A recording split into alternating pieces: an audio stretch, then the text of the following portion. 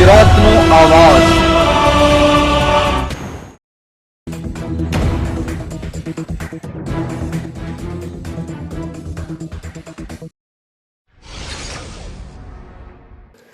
આણંદ જિલ્લાના હાડગુડ ખાતે 7મા સમૂહ લગ્નનું આયોજન કરવામાં આવ્યું।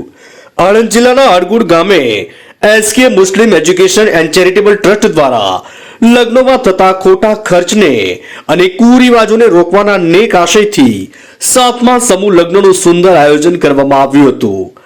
આ સમૂહ શાદીમાં 11 જોડાઓએ લગ્ન જીવનની શરૂઆત કરી હતી। આ પ્રસંગે મુખ્ય મહેમાન તરીકે રાજ્યસભાના પૂર્વ સાંસદ મરહુમ અહમદ પટેલના દીકરી મુમતાજ પટેલ ખાસ ઉપસ્થિત રહ્યા હતા।